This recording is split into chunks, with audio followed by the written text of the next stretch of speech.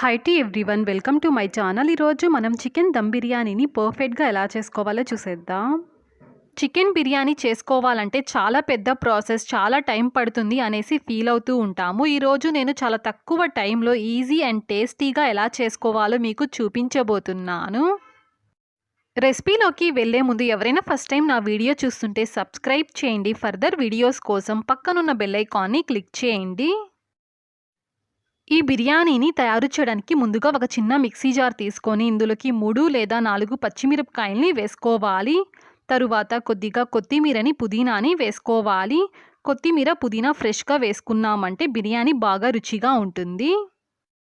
తరువాత 1 table spoon వరకు ఫ్రెష్గా ఉండే అల్లం వెల్లుల్లి పేస్ట్ని వేసుకోవాలి. పావు టీ స్పూన్ పసుపు పొడిని వేసుకొని మనం తినే కారాన్ని బట్టి కారపొడిని వేసుకోవాలి. నేను ఇక్కడ 1 టేబుల్ స్పూన్ వరకు కారపొడిని వేస్తున్నాను. పావు కప్పు వరకు బ్రౌన్ ఆనియన్స్ని వేసుకోవాలి. నేను ఇక్కడ ఒక పెద్ద సైజు ఉల్లిపాయని ఆయిల్లో ఫ్రై చేసుకొని వేస్తున్నాను. ఇలాగ బ్రౌన్ ఆనియన్స్ని వేసుకోవడం వల్ల బిర్యానీ బాగా రుచిగా ఉంటుంది. తరువాత అరకప్పు వరకు ఫ్రెష్గా ఉండే పెరుగుని వేసుకోవాలి. పుల్లటి పెరుగు వేసుకోకండి, ఫ్రెష్గా ఉండే పెరుగునే వేసుకోవాలి. తరువాత మన టేస్ట్కి సరిపడంతగా కొద్దిగా కల్లుప్పుని వేసుకోవాలి.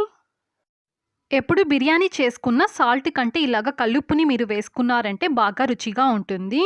దీని మీద మూత పెట్టేసి ఫైన్ పేస్ట్ లాగా దీన్ని బ్లెండ్ చేసుకోవాలి. ఇదిగో చూడండి, ఈ విధంగా మనకి మెత్తగా పేస్ట్ లాగా ఉండాలి.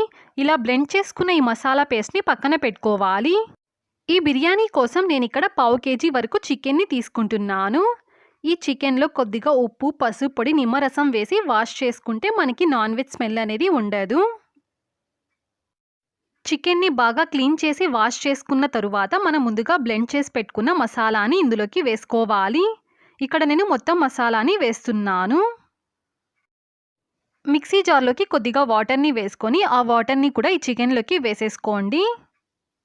ఇప్పుడు గరిటెతో ఒకసారి దీన్నంతా బాగా కలుపుకోవాలి. మనం వేసుకున్న ఈ మసాలా అంతా చికెన్కి బాగా పట్టే విధంగా బాగా కలుపుకోవాలి.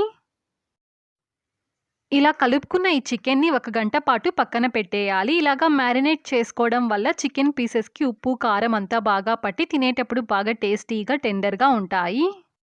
టైం లేదు అనుకున్న వాళ్ళు ఈ చికెన్ని నైటే కలిపి ఫ్రిడ్జ్లో పెట్టుకొని పక్క రోజు మార్నింగ్ చేసుకోవచ్చు. ఈ బిర్యానీ కోసం నేను ఇక్కడ 1 గ్లాస్ వరకు బాస్మతి రైస్ని తీసుకుంటున్నాను. అప్రాక్సిమేట్గా 250 గ్రామ్స్ వరకు ఉంటుంది. మనం బిర్యానీ ఎంత తీసుకుంటామో చికెన్ని కూడా దానికి ఈక్వల్గా తీసుకోవాలి. నేను ఇక్కడ పావు కేజీ వరకు బియ్యాన్ని తీసుకున్నాను. అలాగే పావు కేజీ వరకు చికెన్ని తీసుకున్నాను. ఈ బియ్యాన్ని 2-3 సార్లు వరకు వాటర్తో బాగా వాష్ చేసుకున్న తరువాత ఇందులో వాటర్ని వేసి 30 నిమిషాల పాటు దీన్ని నానబెట్టుకోవాలి. ఇప్పుడు స్టవ్ ఆన్ చేసి స్టవ్ మీద ఏదైనా ఒక కడాయిని పెట్టుకొని ఇందులోకి 3 టేబుల్ స్పూన్ల వరకు ఆయిల్ని వేసుకోవాలి. బిర్యానీలో వేసుకునే హోల్ ఇంగ్రీడియంట్స్ ఉంటే వాటినన్నిటినీ వేసుకోండి. ఇక్కడ నేను కొంచెం సింపుల్గా చేసి చూపిస్తున్నాను. దానికోసం దాల్చిన చెక్క, లవంగపు మొగ్గల్ని, 1 బిర్యానీ ఆకుని వేసుకోవాలి. 1 పెద్ద సైజు ఉల్లిపాయని ఇలాగ సన్నగా పొడుగ్గా కట్ చేసుకొని వేసుకోవాలి. ఈ ఉల్లిపాయలో ఉండే పచ్చి వాసన పోయి ఉల్లిపాయల కలర్ కాస్త చేంజ్ అయ్యేంత వరకు ఈ ఆయిల్లో ఉల్లిపాయల్ని ఫ్రై చేసుకోవాలి.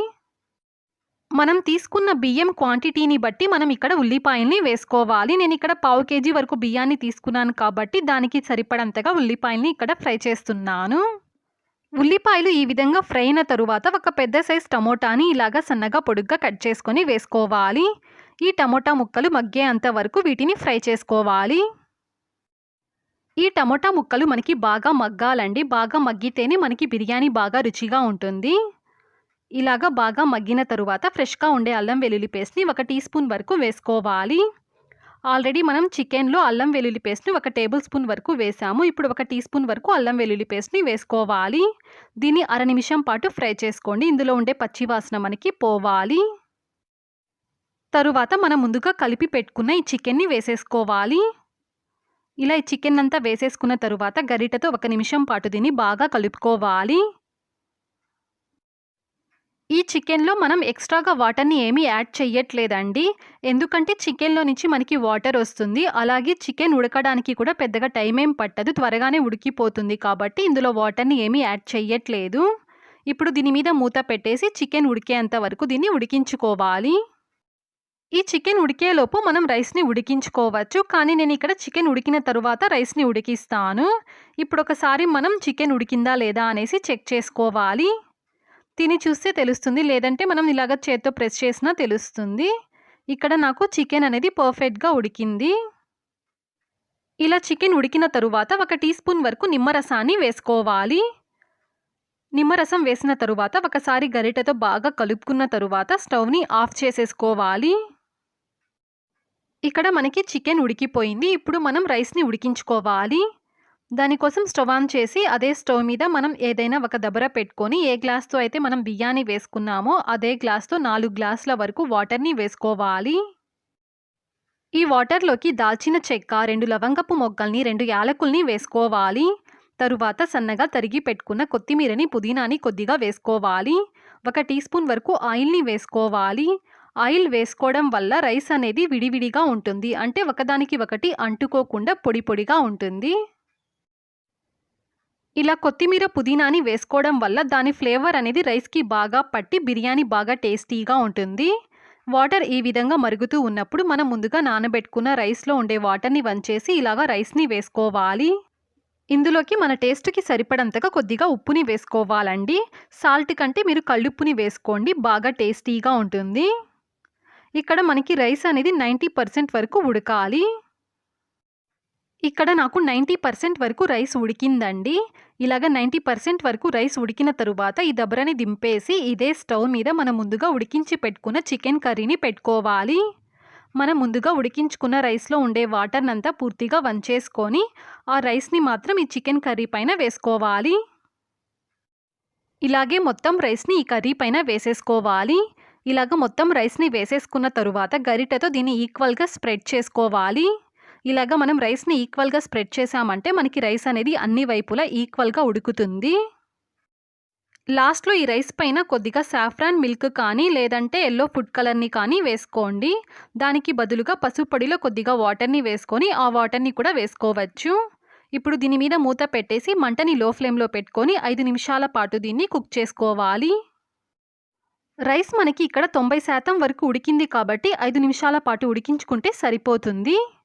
ఇలా 5 నిమిషాల పాటు ఉడికించుకున్న తరువాత ఒకసారి మూత తీసి మనం లాస్ట్‌లో ఒక టీ స్పూన్ వరకు నెయ్యిని వేసుకోవాలి. ఇలాగ నెయ్యి వేసుకోవడం వల్ల బిర్యానీ బాగా టేస్టీగా ఉంటుంది.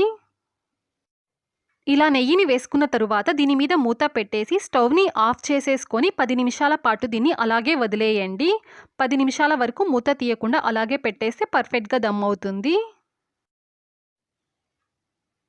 10 నిమిషాల తరువాత ఒకసారి మూత తీసి గరిటెతో బాగా కలుపుకోవాలి. అంతే అండి, ఎంతో టేస్టీగా ఉండే చికెన్ దమ్ బిర్యానీ మనకిక్కడ రెడీ అయిపోయింది. ఎవరైనా సరే ఈజీగా చేసుకునే బిర్యానీ అండి. టేస్ట్ సూపర్‌గా ఉంటుంది. మీరు కూడా ఒకసారి ఈ ప్రాసెస్‌లో ట్రై చేసి చూడండి. సూపర్ అంటే సూపర్ టేస్టీగా ఉంటుంది. నెక్స్ట్ వీడియోలో ఒక మంచి రెసిపీతో మళ్ళీ కలుద్దాం. Thanks for watching.